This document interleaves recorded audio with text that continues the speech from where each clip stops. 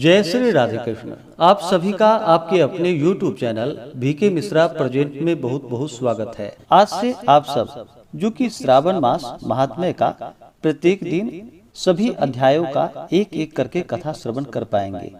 हिंदू धर्म में श्रावण के महीने का बड़ा ही विशेष महत्व माना गया है। श्रावण के महीने में भगवान शिव का पूजन करना, भगवान शिव का अभिषेक करना, सावन सोमवार का व्रत और श्रावण मास महात्म्य कथा आदि श्रवण करने का बड़ा ही विशेष महत्व माना गया है।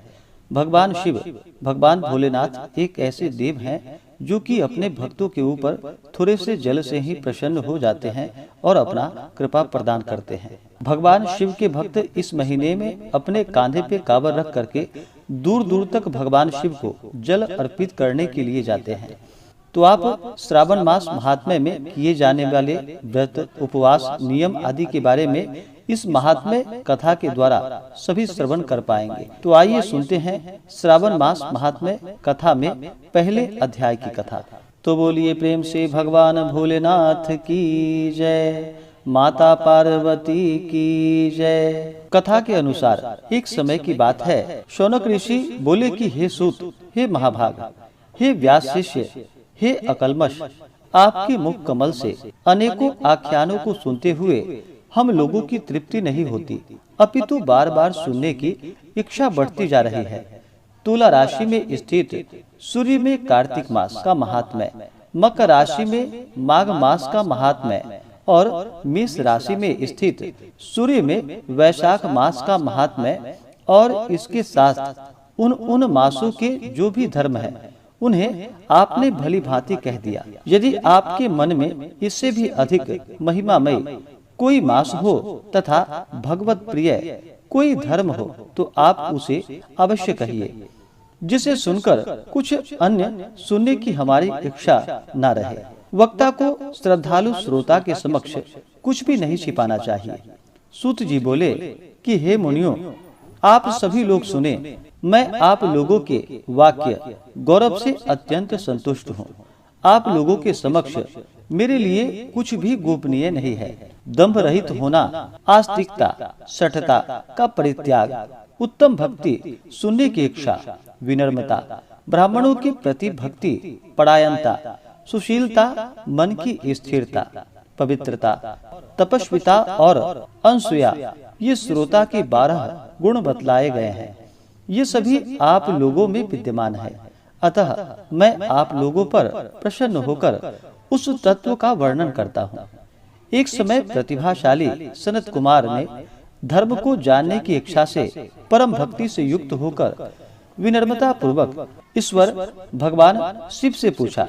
सनत कुमार बोले कि योगियों के द्वारा आराधनीय चरण कमल वाले हे देव, हे महाभाग, हमने आपसे अनेक व्रतों तथा बहुत प्रकार के धर्मों का श्रवण किया, फिर भी हम लोगों के मन में सुनने की अभिलाषा है। 12 मासों में जो मास सबसे श्रेष्ठ, आपकी अत्यंत प्रीति कराने वाला हो, सभी कर्मों की सिद्धि देने वाला हो और अन्य मास में किया गया कर्म यदि इस मास में किया जाए तो वह अनंत फल प्रदान कराने वाला हो, हे देव, उस मास को बताने की कृपा कीजिए। साथ ही लोकानुग्रह की कामना से उस मास की सभी धर्मों का भी वर्णन कीजिए।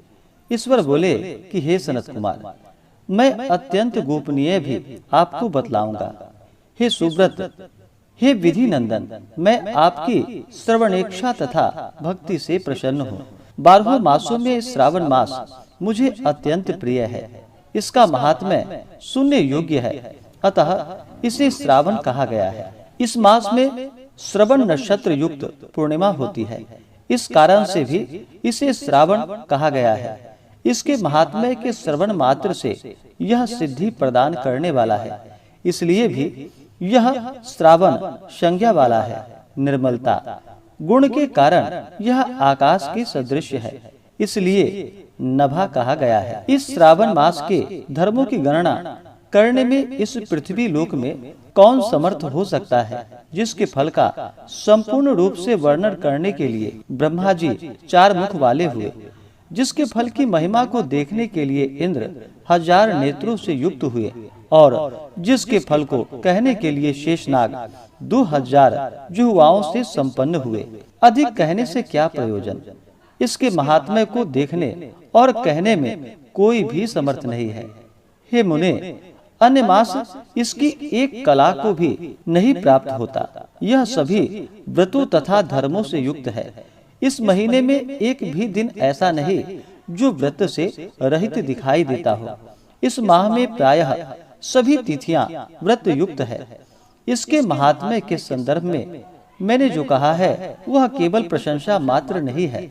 आर्तों, जिज्ञासुओं, भक्तों, अर्थ की कामना करने वाले, मोक्ष की अभिलाषा रखने वाले और अपने अपने अभिष्ट की आकांक्षा रखने वाले चारों प्रकार के लोगों, ब्रह्मचर्य, गृहस्थ, वानप्रस्थ, संन्यास आश्रम वाले को इस श्रावण मास में व्रतानुष्ठान करना चाहिए। सनत कुमार बोले कि हे भगवान, हे सत्तम, आपने जो कहा कि इस माह में सभी दिन एवं तिथियां व्रत रहित नहीं है, तो आप उन्हें मुझे बताएं, किस तिथि में और किस दिन कौन सा व्रत होता है, उस व्रत का अधिकारी कौन है, उस व्रत का क्या फल है, किस किस ने उस व्रत को किया, उसके उद्यापन की विधि क्या है, प्रधान पूजन कहाँ हो और जागरण करने की क्या विधि है, उसका देवता कौन है, उस देवता की पूजा कहाँ होनी चाहिए, पूजन सामग्री क्या क्या होनी चाहिए और किस व्रत का कौन सा समय होना चाहिए।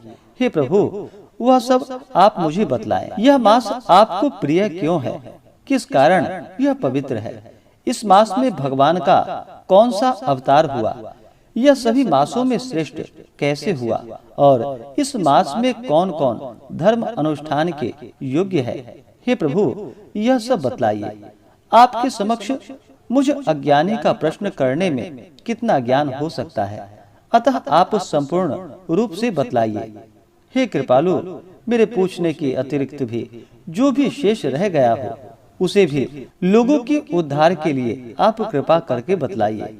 रविवार, सोमवार, भोमवार, बुधवार, बृहस्पतिवार, शुक्रवार और शनिवार के दिन जो करना चाहिए, हे विभु, वह सब मुझे बतलाइए।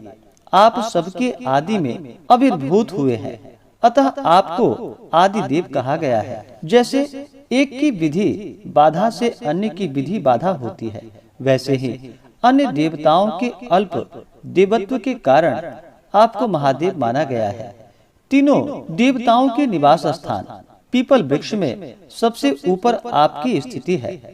कल्याण रूप से होने के कारण आप शिव हैं और पाप समूह को हरण करने के कारण आप हर हैं। आपके आदिदेव होने में आपका शुक्ल वर्ण प्रमाण है, क्योंकि प्रकृति में शुक्ल वर्ण ही प्रधान है, अन्य वर्ण विकृत है।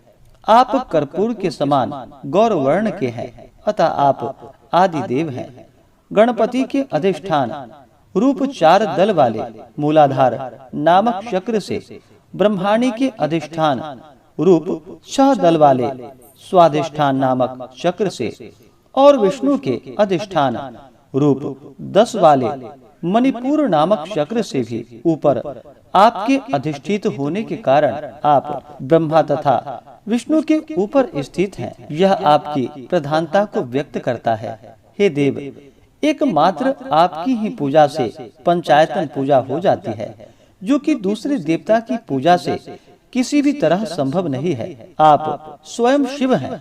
आपकी बाईं जांघ पर शक्ति स्वरूपा दुर्गा, दाहिने जांघ पर गणपति, आपके नेत्र में सूर्य तथा हृदय में भक्तराज भगवान श्री हरि विराजमान हैं। अन्न के ब्रह्मा रूप होने तथा रास के विष्णु रूप होने और आपके उसका भोक्ता होने के कारण, हे ईशान, आपके श्रेष्ठत्व में किसे संदेह हो सकता है। सबको विरक्ति की शिक्षा देने हेतु आप शमशान में तथा पर्वत पर निवास करते हैं। पुरुषोक्त में उता मृतत्वश्य शानो इन मंत्रों के द्वारा प्रतिपादन के योग्य हैं, ऐसा महर्षियों ने कहा है। जगत का संहार करने वाले हलाहल को गले में किसने धारण किया? महाप्रलय की कालाग्नि को अपने मस्तक पर धारण करने में कौन सामर्थ है? संसार रूप अंधकूप में पतन के हेतु कामदेव को किसने भस्म किया? आप ऐसे ही हैं कि आपकी महिमा का वर्णन करने में कौन सामर्थ्य है। एक तुच्छ प्राणी में करोड़ों जन्मों में भी आपके प्रभाव का वर्णन नहीं कर सकता। अतः आप मेरे ऊपर कृपा करके मेरे प्रश्नों को बतलाइए। इस प्रकार से श्री स्कंद पुराण के अंतर्गत ईश्वर सनत कुमार संवाद में श्रावण मास महात्म्य में पहले अध्याय की कथा पूर्ण हुई। तो बोलिए प्रेम से भगवान भोलेनाथ की जय, माता पार्वती की जय। अगर आप सब इसी प्रकार से आगे के अध्याय को सुनना चाहते हो, हमारे चैनल पे अगर आप नए हैं तो चैनल को लाल बटन दबा करके सब्सक्राइब करें, साथ में बेल आइकन घंटी को दबाएं ताकि मेरे वीडियो का नोटिफिकेशन आपको समय से मिलता रहे। वीडियो को लाइक करें, शेयर करें। सुखी रहें और स्वस्थ रहें। जय श्री राधे कृष्ण। धन्यवाद।